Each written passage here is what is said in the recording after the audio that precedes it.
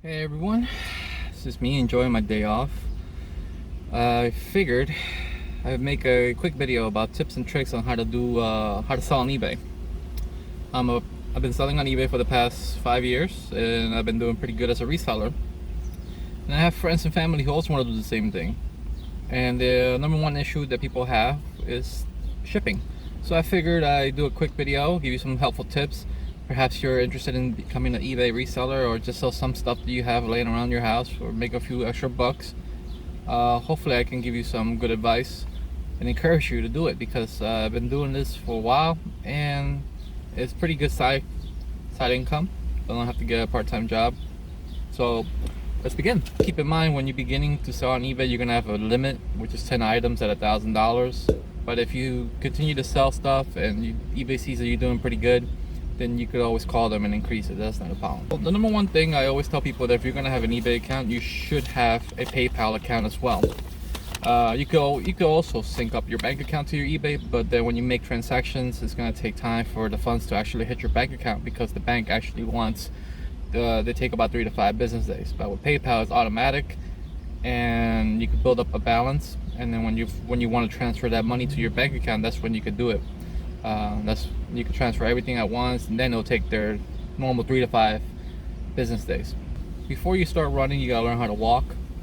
And one of the things I tell everybody to do, as far as my second tip is to start selling small before you start selling the big stuff.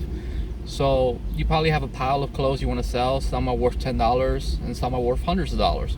Start off by selling the small stuff that's worth like $5 to $10.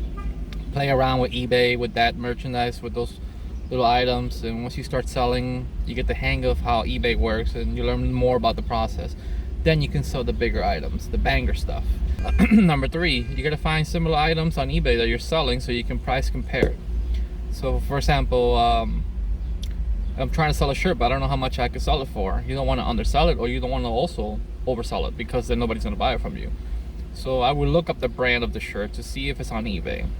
There's a filter you can check out, which tells you within the last 90 days people who have sold a similar item. But what you can find out is the price, the average. So let's say if the same shirt has sold 5 times the past month, what has been the average price has been selling for? So you get an idea of how much your item is actually worth. Because if you undersell it, then somebody's going to take it from you for a great deal, then you really lost out on a few bucks. But if you try to oversell it, nobody's ever going to buy it from you unless you actually set it to a lower price. Tip number 4 is you got to take good pictures of your items. So eBay recommends to have a white background, but now they recently updated the app so you can actually crop out the background. So if you're selling something, let's say sneakers, take pictures of every angle, the bottom, the inside. You know, people think of it as you being the buyer. You want to see a lot of pictures of the item before you buy it, because if you just put 1 or 2 pictures, you're probably not going to get that many viewers, as opposed to somebody else who's selling the same item with more pictures. They're going to get the sale. So try to take a lot of good pictures and use that cropping tool on eBay to erase the background. You get a white background, looks more professional. Another thing is, when you're selling items, use the buy it now option as opposed to the auction. Auction is mostly for memorabilia, so fans can fight over who wants it the most. But if you're selling something that you know there's a regular $20, $30 price range, just sell it as a buy it now, and always allow offers. Entertain offers from buyers. Buyers maybe not hesitant to sell to buy your item for the full price. They'll send you an offer. Most of the times it'll be a very low ball offer, but that's when you can actually make a counter offer, and eBay allows you, both parties, to counter offer 5 times. So maybe you guys can meet in the middle and arrange a deal to sell the item. It's better to sell it for something instead of it occupying space in my home, when I could get rid of it, make money, spend the money. That's how it works. So this is where the shipping part comes a little tricky for people. If you're not sure how much your item is gonna weight, and on eBay when you're listing an item, it's gonna ask you how much is the weight. Buy a digital shipping scale. I'm gonna post an Amazon affiliate link in the description below of this video. And you could buy a shipping scale for $20 from Amazon, and you should get it within 2 to 3 days. Well, sorry about that. Anyways, so once you weigh your item, you can actually figure out how much it actually weighs. And then when you're listing on eBay, you could put the USPS, FedEx, or UPS. Normally USPS is the cheapest, If it's less than a pound, which is up to 15 ounces, it typically ships for $3 to $4. Anything over that will be priority mail. But it will tell you right there. All you gotta do is put how much it weighs, and it'll tell you all the shipping options. And then you select one, and then you can have the buyer pay for that shipping aside from the price that they're paying for your item. So buy a shipping scale. It helps when you're selling stuff, and it actually does get rid of a lot of confusion when it comes to shipping. All right, number 7 is that don't buy labels at the post office. Use eBay to buy your labels when you're shipping items. If you're gonna go to the post office, you're gonna get a different rate from buying it from eBay. eBay gives their sellers a discounted rate for buying their labels through their websites. Aside from saving money, another great reason is because when the seller, if you do it this way, the seller gets an automatic notification on their eBay saying, here's your tracking number, so they can track the package when it's in the mail. But if you go to the post office, they're gonna create their own tracking number, and then you have to come back home or on your phone and insert that tracking number manually onto eBay. So it saves you time if you buy it from eBay, and actually it's a good benefit for the buyer because they get an automatic update on the tracking. All right, tip number I forgot, but here's another tip. If you're buying shipping supplies, if you're selling a lot of stuff, you may want to buy in bulk.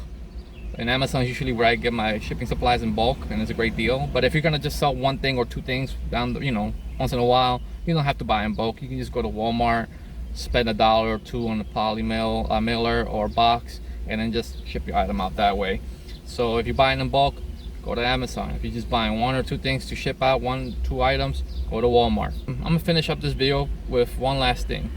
Now, since you're doing your business through eBay and PayPal collects their fees right away, so you don't have to pay them. But eBay, you do have a balance. So let's say, for example, if you're done selling for the month and you made $100, you have to understand there's a balance that eBay is going to take out of your PayPal balance.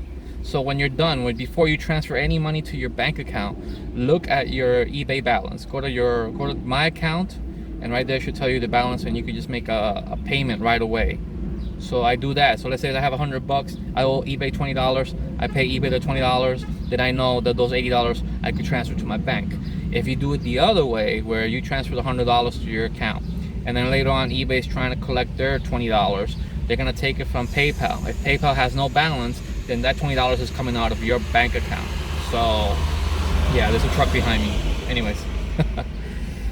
Those were my tips. If you guys have any more tips you want to add to this video, just feel free to drop a comment down below. If you thought this video was helpful, give it a thumbs up.